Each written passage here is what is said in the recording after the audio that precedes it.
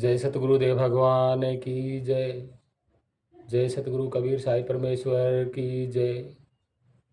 आप सभी भक्तजनों, प्रेमियों, साधु संतों, छोटे बड़े, माताओं बहनों, सभी जीवों को मेरा कोटि कोटि प्रणाम।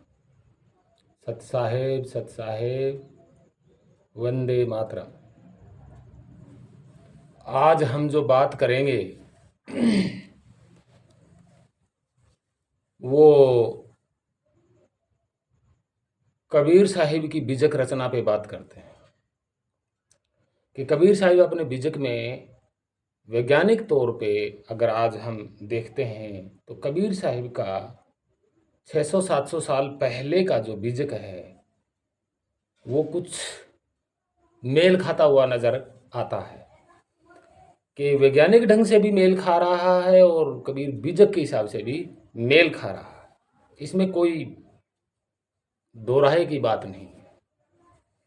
मेल खाना ही सबसे ज़्यादा उत्तम माना जाता है। मतलब आज के युग का और प्राचीन युग का जब मेल मिलता है तो ये साबित हो जाता है कि ये अनुमान जो है पहले से भी रहा होगा। तो कबीर साहिब का जो बीजक है और आज का वैज्ञानिक सृष्टि रचना पे जो कहता है वो आज हम मेल मिला के देख रहे हैं कि कौन सा झूठ है और कौन सा सत्य है।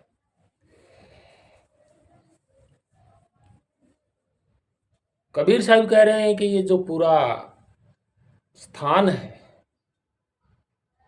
जिसमें ये तारे, सूर्य, नक्षत्र, गैलेक्सियां, हवा, जल, पानी, अग्नि, जो कुछ भी इस स्थान में मौजूद है और जो ये स्थान विराट है, ये आत्माओं का समूह है।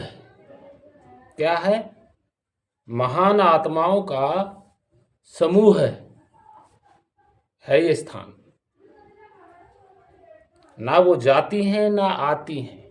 तो इसका मतलब यही हुआ कि ये पूरा स्थान ना कभी जाता है ना आता है और ये पूरा स्थान ही महाचेतन सत्पुरुष है जो सभी से मिलके एक महाचेतन सत्पुरुष बना है और ये ना आता है ना जाता है।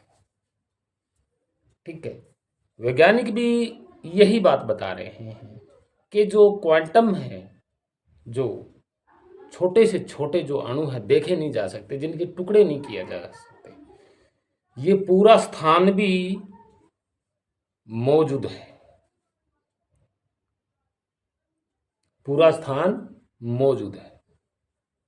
ठीक है। कबीर साहिब कह रहे हैं कि एक आत्मा ने अपने दिमाग में कल्पना की है कि मैं कुछ रचूं और उसके साथ खेलूं, अलग से रचूं कुछ ऐसा अद्भुत। तो जो उसने, उस आत्मा ने अपनी बुद्धि में, अपने दिमाग में कल्पना रच दी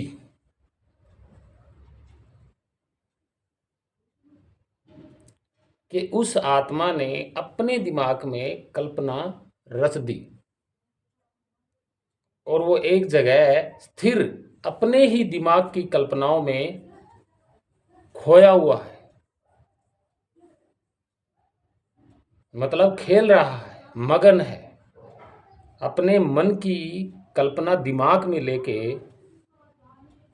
मगन है और अपने खुद के स्वरूप को वो भूल गया। अब उसने अपने दिमाग में कल्पना क्या रची हैं? चंद्रमा, सूर्य, तारे, तरह तरह का प्रकाश, हवा, जल, अग्नि, उसने मन में अपने दिमाग में लिया तो सारी रचना उसने यहाँ फिट कर ली। वो आत्मा महाज्ञानी है। उसने अपने ही ज्ञान का अपने ही ज्ञान से दिमाग में रचना फिट कर रखी है।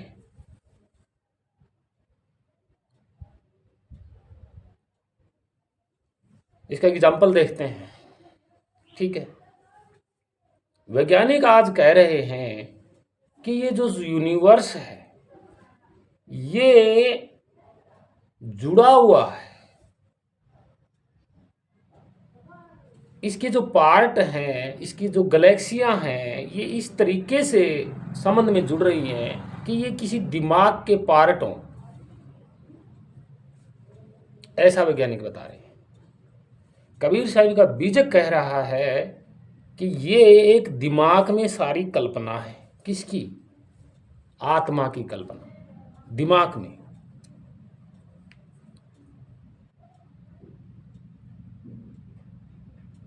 उसकी जो कल्पनाएं हैं, ये पूरा यूनिवर्स कबीर साहिब बीजक के अनुसार ये जो पूरा यूनिवर्स है, 76 नक्षत्र हैं, तारे हैं, जो कुछ भी है, ये एक आत्मा के दिमाग में फिट है कल्पना तौर पे।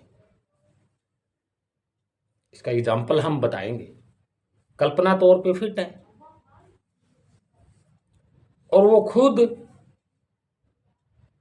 अदर से शरीर में बैठा हुआ है और उसके दिमाग में ये सारी कल्पनाएं फिट है। उसने अपने दिमाग में लिया हुआ है कि उसने अपने मन में ये सोचा हुआ है, दिमाग में, बुद्धि में, कि अनगिनत तारे हों, अनगिनत ग्रह हों, अनगिनत प्रकाश हो, अनगिनत मतलब पावरफुल पानी, अग्नि, सब दिमाग में उसने फिट बैठा रखे हैं कल्पना के जरिए। कबीर बीजक ये बताता है। ठीक वैज्ञानिक भी यही कहता है, ये किसी का दिमाग भी हो सकता है और उस दिमाग में ये सब कल्पना फिट हो, क्योंकि जुड़ा हुआ मिलता है। कुछ शोधकर्ताओं वैज्ञानिकों ने ऐसा ही बताया है कि हो ना हो ये किसी के दिमाग में फिट हो, ये किसी का दिमाग हो। ठीक है, अब बीजक में ये आता है कि वो जो आत्मा है वो अपने स्वरूप को भूल गई, अपने चेतन स्वरूप को भूल गई और बस अपनी कल्पनाओं में खोई हुई है। ठीक कैसे? जैसे आज कोई व्यक्ति ऐसे बैठता है और बुद्धि में तरह तरह की कल्पनाएं लेके मगन रहता है। कभी अपने दिमाग में कुछ बना लेता है, कभी कुछ बना लेता है, और बनाता है और ख़त्म भी कर लेता है, बनाता है और ख़त्म भी कर लेता है। जैसे कुछ पल के लिए दिमाग में सोचता है मन से, हाँ मैं आकाश में उड़ रहा हूँ, तो वो उसके दिमाग में भी एक पूरा ब्रह्मांड फिट है। जैसे आदमी ने सोचा कि मैं ही घोड़ा बन के उड़ रहा हूं, तो जाहिर सी बात है उसके दिमाग में भी कोई घोड़ा पैदा हुआ है और वो खुद ही घोड़ा बन के उड़ा है। ऐसा नहीं है कि नहीं उड़ा, उड़ा है।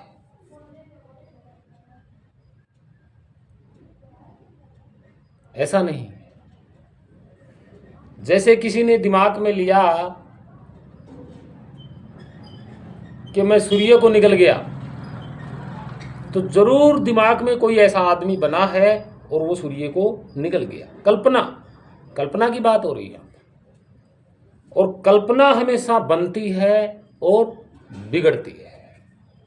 ठीक वैसे ही जो वैज्ञानिक बता रहे हैं कि ये पूरा यूनिवर्स किसी का दिमाग हो सकता है और उस दिमाग में ये हम कल्पना है, जैसे वायु, जल, हवा, अग्नि, हो सकता है ये ठोस हमें अनुभव हो रहा हो, क्योंकि हम कल्पना में अगर आ गए तो जाहिर सी बात है ये हमें ठोस लगेंगी, हर एक चीज़ ठोस लगेंगी। कैसे? जैसे दिमाग में सोचा कि मैं घोड़ा बन के उड़ रहा हूँ आकाश में, तो जो घोड़ा है दिमाग में, कल्पना में, वो घोड़ा भी ठोस रूप समझेगा अपने आप को और अपने आप को आकाश में उड़ता हुआ भी देखेगा। ये वहाँ की सृष्टि की बात है, ये यहाँ की सृष्टि की बात है। ऐसा प्रतीत होता है कि कबीर साहब का बीजक भी ऐसे ही बताता है और वैज्ञानिक भी ऐसे बता रहे हैं कि हो न हो ये किसी की कल्पना हो और उस कल्पना में हम विद्यमान हो, ठीक जैसे हमारी कल्पना में न जाने क्या क्या विद्यमान होता है और वो बनती भी है और नई सिरे से उखड़ती भी हैं, बिगड़ती हैं और जन्म भी लेती हैं कल्पनाएं। ठीक वैसे ही ये उसकी एक लंबी कल्पना है और वो खेल रहा है इस कल्पना के साथ, वो बना रहा है कल्पनाएं में, कल्पना बन रही है और बिगड़ रही है। ये कबीर साहिब का बीजक दर्शाता है और वैज्ञानिक का सिद्धांत भी यही दर्शाता है। ठीक है, अब जो उसके दिमाग की जो चेतना है, जैसे हमारी दिमाग की चेतना अंदर कल्पनाओं को जिंदा रख के चला रही है, समझिए जैसे हमारी कल्पना दिमाग के अंदर है और हमारी ही चेतना के बल पे सारी कल्पनाएं चल रही है, जिंदा है। किसके कारण? हमारी चेतना के कारण सारी कल्पनाएं जिंदा है और वो बन रही हैं, बिगड़ रही हैं चेतना के कारण।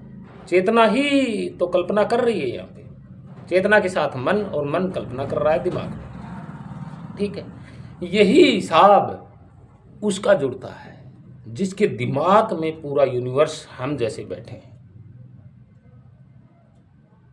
जैसे हम शरीर के अंदर जो चेतना है वो अंदर कल्पनाओं को जिंदा रख के चला रही है, ठीक वैसे ही उसी की चेतना इस पूरे यूनिवर्स को जिंदा रखे हुए है। उसी की चेतना काल्पनिक चीजों को जिंदा रखी हुई है। जैसे हम काल्पनिक चीजों को दिमाग में जिंदा रखते हैं, ठीक वैसे ही वो चेतन, वो आत्मा का ये दिमाग है पूरा, और इस दिमाग उसका जिंदा, उस दिमाग में ये कल्पनाएं जिंदा कैसे हैं? उसी की चेतना से। उस आत्मा, खुद की आत्मा जो है वो चेतना ही तो है। वो चेतना की, ये जो चेतना है उसी का सारा दिमाग है ये बड़ा, और उस बड़े दिमाग में उसी चेतना के चेतन से ही सब कुछ दिमाग में चल रहा है उसके। ये कल्पना चल रही है, बन रही है और बिगड़ रही है।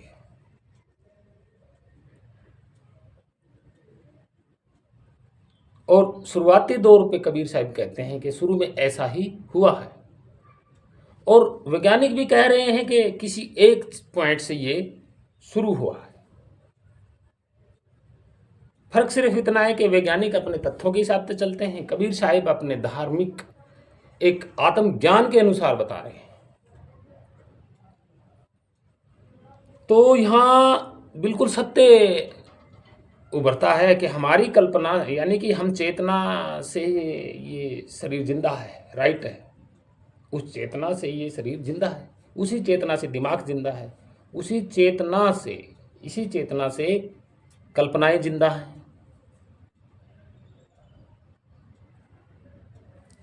ठीक वैसा ही व्यवहार उस चेतन का भी है जिसके दिमाग में ये सारे सूर्य, नक्षत्र, तारे, ब्रह्मांड जिंदा हैं दिमाग के अंदर, और हम भी जिंदा हैं उसी चेतन के कारण, क्योंकि वो चेतन सब में फिट है, व्याप्त है, हम में भी व्याप्त है, हर एक चीज में व्याप्त है, मेल खाता है काफी हद तक। और वो जो चेतन है वो कहाँ है? महाचेतन के स्थान में। यानी कि महाचेतन जो है वो एक बहुत बड़ा अनंत स्थान है। ओनली महाचेतन स्थिर रहता है, ना उसका रंग है, ना आकार है, ना प्रकार है, ना देखा जा सकता है। महाचेतन यानी कि परमात्मा, और परमात्मा के ही गर्भ में, उस स्थान के गर्भ में ही एक आत्मा ने सारी अपनी दिमाग में ये सारी कल्पना मंडी हुई है, खेल रहा है, अपने आप को, अपने स्वरूप भूल गया। ठीक वही आत्मा जो शक्ति है, जैसे हमारी शक्ति हमारे दिमाग में हमेशा फैली हुई होती है, पूरे शरीर में फैली हुई होती है और कल्पनाएं जिंदा रहती हैं, ठीक वैसे ही उसी आत्मा का ये पूरा दिमाग है, उस दिमाग में सारी कल्पनाएं जिंदी हैं, चल रही हैं। यानी कि उसी परमात्मा की आत्मा शक्ति और उसी आत्मा की शक्ति हम शरीर में है। तो वही आत्मा का स्वरूप और परमात्मा का स्वरूप और हमारा स्वरूप अंदर भी है, हम जिंदा हैं, और बाहर भी है। तो कबीर साहब की ये रचना वैज्ञानिक ढंग से फिट बैठती है। कबीर साहब ने भी तो यही बताया है कि उसने अपनी कल्पना करी है दिमाग के अंदर, और आराम से बैठा हुआ और कल्पनाओं से खेल रहा है बैठा बैठा, अनादि आदि काल से, और तरह तरह की कल्पनाएं करता है। और कल्पना में करता है, अपने ही दिमाग में कह रहा है वो कि तरह तरह के मैं जीव बना हूँ, कल्पना में चल रहे हैं उसके, क्योंकि शक्ति तो है ना उसी की खुद की दिमाग में, और दिमाग में पूरा यूनिवर्स है, और यूनिवर्स में उसने एक जगह चुन रखी है, जैसे पृथ्वी जैसी जगह चुन ली हो या अन्य और भी जगह चुन रखी हो, और उसमें आराम से खुद कल्पनाओं में सब कुछ बना बैठा है। शक्ति उसकी चल ही रही है दिमाग में, शक्ति तो उसी की है दिमाग में, वो खुद है तो शक्ति तो दिमाग में है, और वही शक्ति सब कल्पनाओं में विद्यमान है, वही शक्ति सब कल्पनाओं में विद्यमान है। जैसे हमारे कल्पनाओं में, हमारे दिमाग में हमारी शक्ति विद्यमान है, भाई हमारी शक्ति से ही विद्यमान सारी कल्पनाएं चल रही हैं, ठीक उसी की शक्ति से सब कल्पनाएं चल रही हैं दिमाग के अंदर। ये पूरा दिमाग है, और कल्पना बनती हैं और बिगड़ती हैं। जैसे हमारी कल्पना बनती हैं और बिगड़ती हैं, हम तो रहते हैं ना शरीर में कुछ सालों तक, लेकिन बीच में जो सालें हैं उनमें तो कल्पनाएं बनती और बिगड़ती रहती हैं, जिंदा तो रहती है ना वो, हम ही जिंदा कर देते हैं कल्पनाओं को, और हम ही उनको मिटा देते हैं। ठीक वैसे ही अपनी कल्पनाओं को वो जिंदा रखता है और मिटाता है। और जो ये शरीर है ठोस है, ये सिर्फ कल्पना है दिमाग के अंदर, उसके दिमाग के अंदर सिर्फ कल्पना ही है। ठीक हमारे दिमाग के अंदर जो कल्पना है वो भी ठोस रूप में है, वो बनती है और बिगड़ती है। और उसने अपने ही दिमाग में अपनी ही कल्पनाओं की सारी सुविधाएं कर रखी हैं, ऐसे बैठे बैठे स्थिर है वो आप खुद एक जगह। जैसे आदमी सो के आराम से एक जगह लेट के न कल्पनाएं देखता है दिमाग में, ठीक वैसा ही स्टिक बैठता है।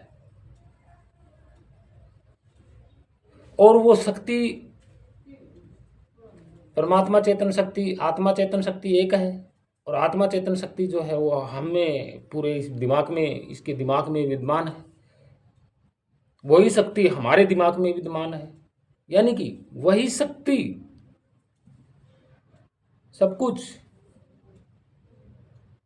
जैसे हमारी कल्पनाएं मिट जाती हैं, बिगड़ जाती हैं दिमाग में, ठीक वैसे ही ये उसका दिमाग है, कल्पनाएं बनती हैं और बिगड़ती हैं।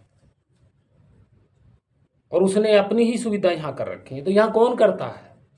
यहां तो कोई करता ही नहीं है, कोई नहीं करता।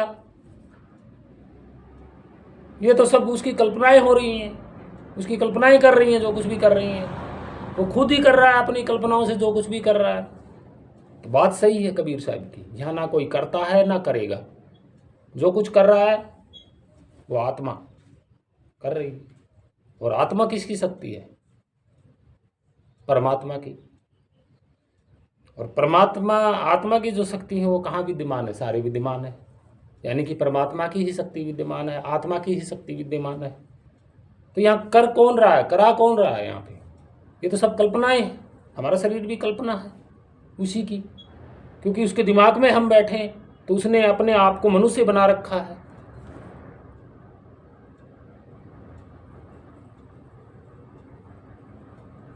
और उसी ने अपना चित्त बनाया हुआ है दिमाग में। ये सब दिमाग की उसी की कल्पना है। तो यहाँ कौन करता है, कौन करा रहा है? सोचिए जरा। कबीर साहब का बीजक यही बता रहा है, और ये विज्ञान के कुछ तथ्य भी साबित हो रहे हैं।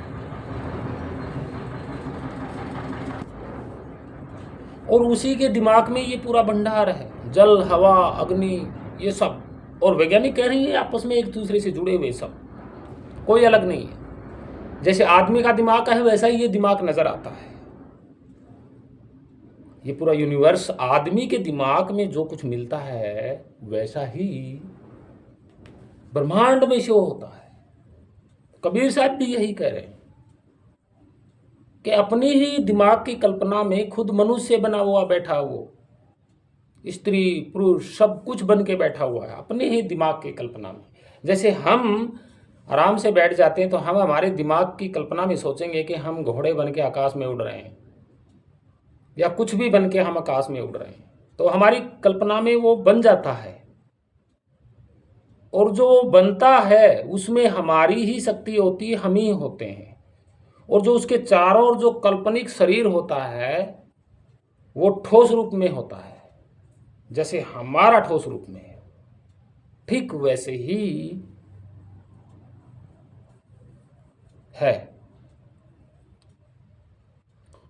और ये भी जो दिमाग में है, जो शरीर में मेटल होता है, जो जो कुछ भी विद्यमान होता है, सेम वैसे ही शरीर के अंदर भी होता है। हर एक मेटल मौजूद होता है। जैसे बताते हैं ना तरह तरह के हमारे अंदर पदार्थ हैं, कोई लोहा, आयरन जैसे बहुत तत्व होते हैं, जल, हवा, पानी, अग्नि हमारे यहाँ पे भी है और अब बाहर भी है। तो इसका मतलब ये हुआ उसके दिमाग की कल्पना ये सब कुछ है, और उसके दिमाग में ही अपने आप को ही मनुष्य मान के बैठा हुआ है, और ये खुद ही बिगड़ता है और बनता रहता है। अपने स्वरूप को भूल गया, अपने आप को ही जीव बना के यहाँ भूल गया, सब कुछ भूल गया। तो हकीकत यही सामने आती है, जब तक वो अपने दिमाग से ये कल्पनाएं नहीं हटाएगा तब तक वो अपने असली स्वरूप में नहीं जाएगा, क्योंकि वो तो भूल गया, अपनी कल्पनाओं में खेल रहा है दिमाग में। और ये जो जीव बनाया है उसमें भी तो परमात्मा का ही वो अंश है। जीव में, जीव का मतलब काल्पनिक शरीर। ये जो आत्मा है, जो जीव बोला गया है, जिसको चित्त बोला गया है, वो काल्पनिक सूक्ष्म शरीर है उसका, काल्पनिक। और उसी काल्पनिक शरीर के जरिए ये तरह तरह में ये जीव घूम रहा है। और जीव किसका अंश है? उस आत्मा का अंश है, उस परमात्मा का अंश है। तीनों में कोई भेद नहीं है, शक्ति एक ही चली आ रही है। आत्मा में भी परमात्मा ही शक्ति है, और जो आत्मा में शक्ति है वही हर जगह शक्ति है। दिमाग में जैसे हमारी शक्ति हमारे दिमाग में फैली हुई है, ठीक उसी की शक्ति उसी के दिमाग में फैली हुई है, और दिमाग में हम हैं। तो इसका मतलब यही हुआ कि जो परमात्मा की शक्ति वो हम में सब में विद्यमान है, और जो कुछ भी कर रही है वो उसी की मर्जी से कर रही है, उसी आत्मा की मर्जी से सब कुछ हो रहा है। क्योंकि वो अपने दिमाग में कल्पना का शरीर संसार बनाए हुए बैठा, अनंत संसार बनाए हुए, अनंत प्रकृतियां बनाए बैठा है। तो वैज्ञानिक भी यही कह रहे हैं कि ये किसी दिमाग, आदमी और मनुष्य के दिमाग से, और ये इस दिमाग ऊपर यूनिवर्स से मेल खाता है। तो लगता है ऐसा, बीजक बिल्कुल सटीक बात बोल रहा है। और ये अंश जो शरीर में है जीव, जिसके चारों ओर चित्त, काल्पनिक जो सूक्ष्म शरीर है, ये उसी की कल्पना का सूक्ष्म शरीर है। इसीलिए तो इस जीव को शरीर छोड़ना पड़ता है। यही बात साबित हो रही है। यहां कोई जीव शरीर छोड़ने को तैयार नहीं है, ठीक है, लेकिन उसकी कल्पना के मुताबिक वो खुद शरीर छुड़वाता है, क्योंकि उसकी कल्पना के अनुसार बनना बिगड़ना तय है। क्योंकि उसके दिमाग में कोई भी कल्पना होती है तो वो बनेगी और बिगड़ेगी।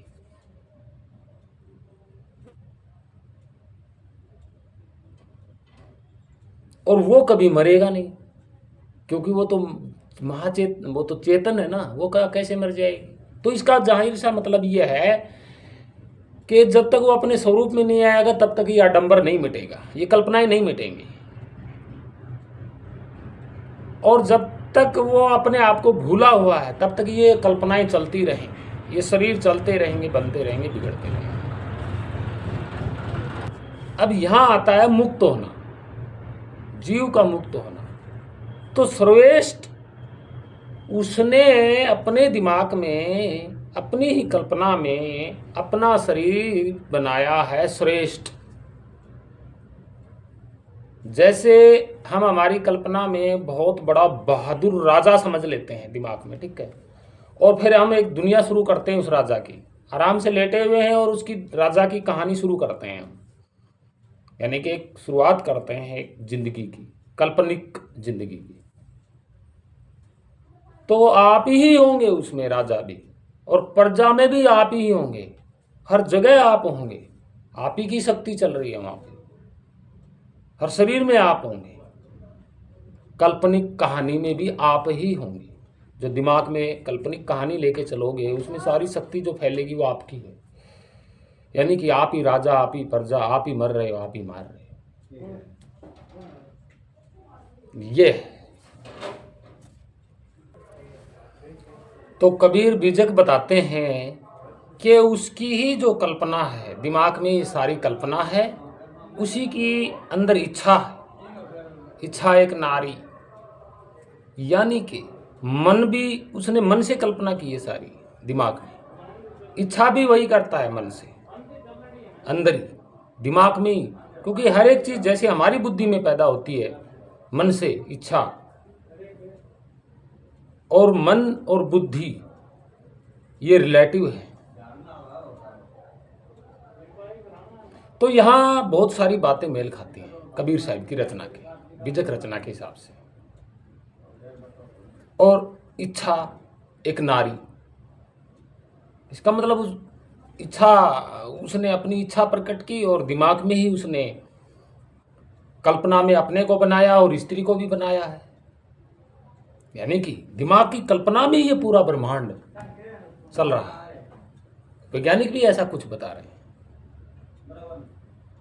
और ये जीव जो है काल्पनिक सूक्ष्म शरीर है उसी का, और उसमें खुद की ही समय की शक्ति है उस जीव में भी, यानी कि यहाँ आत्मा और परमात्मा और जीवात्मा तीनों का एक ही शक्ति है, ये साबित होता है। और जो ये जीव अपने स्वरूप को पहचान लेता है तो वो मुक्त हो जाता है, क्योंकि उसी चेतन महाचेतन में स्थिर हो जाता है। फिर ये कल्पना से बाहर हो जाता है, कल्पना में नहीं रहता, फिर आएगा जाएगा नहीं कल्पना में, इस काल्पनिक शरीर में आएगा जाएगा नहीं, क्योंकि वो अंश उसी की शक्ति का, उसी का अंश, और परमात्मा का जो चेतन महाचेतन चेतन चेतन का अंश छोटा सा, ये एक हो जाता है, स्थिर हो जाता है, फिर ये कल्पना से बाहर हो जाता है, यानी कि मुक्त हो जाता है। फिर उसकी माइंड की कल्पना में ये नहीं रहेगा, मुड़ के उसकी माइंड की कल्पना में नहीं आएगा, मुक्त हो जाता है। तभी तो संत पुरुष कहते हैं कि अपनी कल्पनाओं से बाहर आइए और अपने स्वरूप को जानिए। वो बाहर भी हो रहा है और अंदर भी हो रहा है, यानी कि उसके दिमाग में भी यही शक्ति है और उसके दिमाग से परे भी यही शक्ति है, और उसके दिमाग में हम फिट हैं तो हम में भी वही शक्ति है। फर्क क्या है? तो हे प्रेमी सज्जनों, भक्तजनों, प्रेमियों, मेरी ये सृष्टि रचना आपको कैसे लगी? मेरे हिसाब से बिल्कुल स्टिक बैठ रही है कि ऐसा हो ना हो, ऐसा हो सकता है। जब हम अपने पे लेके चलते हैं तो ऐसे ही सामने आता है। और कबीर साहिब जैसे सतगुरु साहिब जैसे इसीलिए विरोध कर रहे हैं कि अपने स्वरूप को जान, परमात्मा के स्वरूप को जान, ताकि उसके दिमाग में जो ये कल्पनाएं हैं, इन कल्पनाओं से ये मुक्त हो जाए, ये अंश मुक्त हो जाए, बार बार उसके दिमाग में कल्पना में ना रहे। हम हमारी कल्पना में घुसे हुए हैं उधर वो अपनी कल्पनाओं में चल रहा है और उसकी दिमागी कल्पनाओं में हम बैठे हैं और हम अपनी कल्पनाओं में घुसे हुए हैं। तभी तो संत महापुरुष यहाँ उसकी कल्पना का विरोध करते हैं कि हे जीव, तू अपने स्वरूप में चला जा।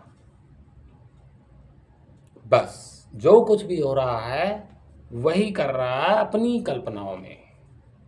यहाँ जो कुछ भी हो रहा है, इसलिए ये शरीर अंत समय में हमारे बस में नहीं रहता, क्योंकि उसकी कल्पना है। हम हमारी कल्पना से हम इसमें हमेशा के लिए बैठे नहीं रह सकते। हमारी कल्पनाएं कच्ची हैं लेकिन उसकी कल्पनाएं पक्की हैं। फर्क यह है क्योंकि वो चेतन है, ज्ञानी है, शक्ति है उसके पास, चेतन शक्ति है। हम छोटा सा अंश हैं, इसलिए हमारी कल्पनाएं कच्ची हैं, उसकी कल्पना पक्की है। वो अपने स्वरूप में जिस दिन आ जाएगा तो सारी कल्पनाएं मिट जाएंगी। और जैसे ये अंश अपने स्वरूप में आ जाता है तो फिर ये भी कल्पना से मुक्त हो जाता है। बात बिल्कुल सटीक हो रही है, कोई फर्क नहीं हो रहा। तो जो कुछ भी हो रहा है उसी की कल्पना से हो रहा है, उसी की मर्जी की कल्पना से हो रहा है, न कि परमात्मा की मर्जी की कल्पना से, आत्मा की मर्जी की कल्पना से हो रहा है। और उसके दिमाग में हम बैठे हैं। जैसे हम हमारे दिमाग में कल्पना लेके घूमते हैं, कहानियां बना देते हैं बड़ी बड़ी।